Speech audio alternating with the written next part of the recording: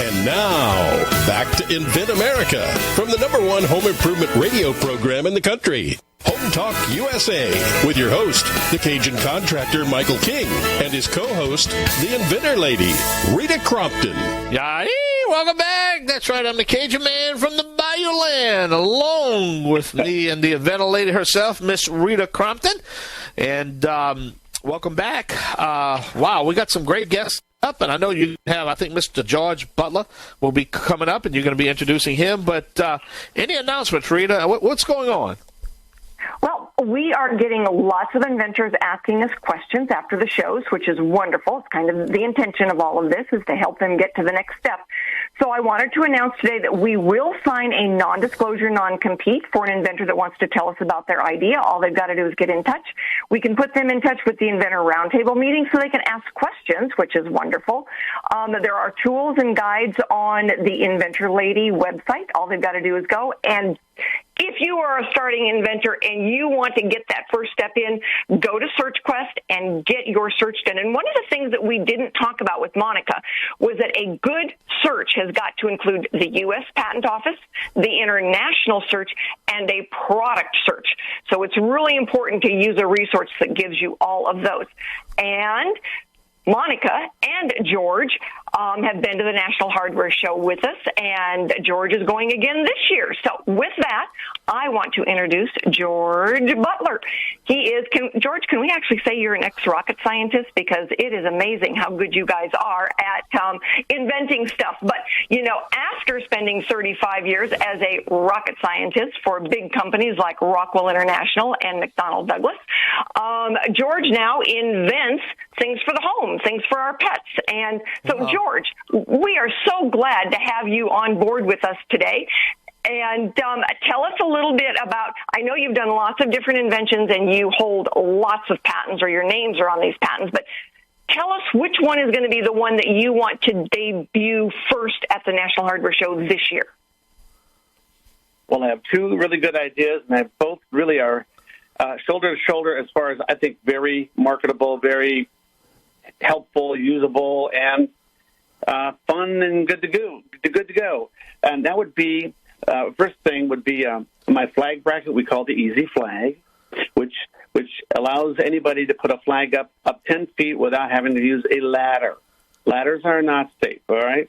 So this allows you to install a flag, rotate it up, and then back down again when you're done. Very easy, very safely. That's my first product. The second product is a better way to hook up your dog to his collar or her collar, whichever.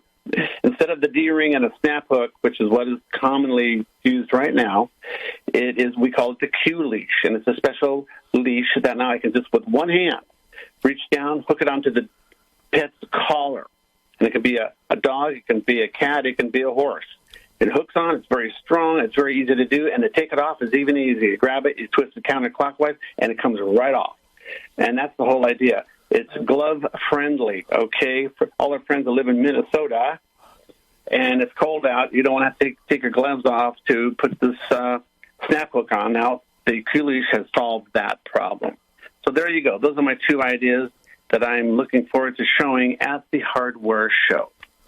Well, let me ask you this, George. I mean, how do you make sure, because obviously, being an aerospace mechanical engineer, you got all these great ideas because you're an inventor. You come up with things, and that's what the space program does.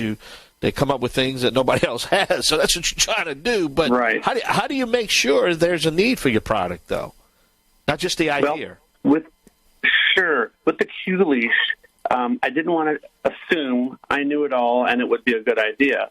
So we took this leash to about 7 or 8 different dog parks, and just with a clipboard, I went and I interviewed a number of people, showed them the leash, let them try it out, and I got their opinions. Wrote down their opinions, and I took some rather good information that was very positive. And that's what we got from that. A lot of positive, input from people with pets. The second one, with the flag bracket, I had older people, younger people. I had my 8-year-old granddaughter put a flag up and down, up at 10 feet. That kind of says it all. whether people like it or not, I think they should like it. It's a little more expensive than your regular flag bracket, but it does solve the problem of putting a flag up, without having to use a ladder. So initially, you did basically some of your own type of market research. Correct. And so what would you tell an inventor if they said, all right, George, what this is going to cost me some money. What is the first thing I should spend money on? Well, first of all, to have the excitement of an idea that you think is really good, it starts with that. Don't think that you're the only person in the world that has come up with that idea, okay? Because you would be amazed at how many times this is a big world, and it's connected with the internet, and now you have the ability to reach out and to do your own survey as to, is it out there already? And that's the first thing you want to do. And once you're convinced that your item is unique and no one else has patented it or marketed it or built it or anything like that, then go forward. But do your homework. Do all that first to convince yourself that you're ready to go with this.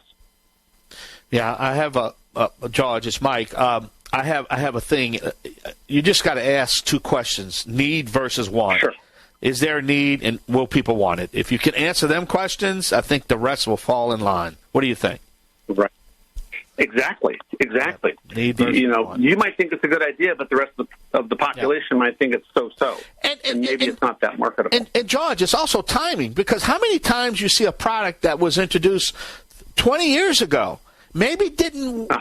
Maybe the timing is off. The consumer was not going to accept it, and then you see it 15 years later. It's a hit.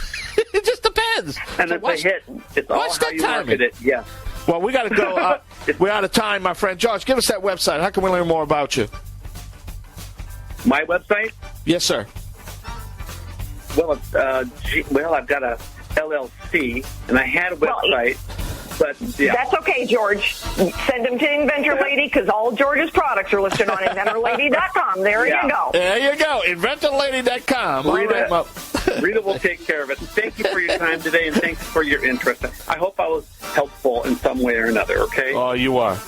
All right, we got to go. Rita, thank you so much. Rita Crompton, the Inventor Lady, InventorLady.com.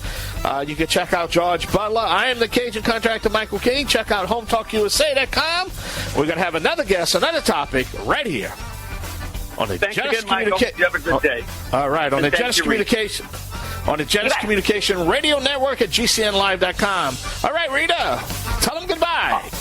All righty, sir. Talk to you later. All right. Have a good one. Bye-bye.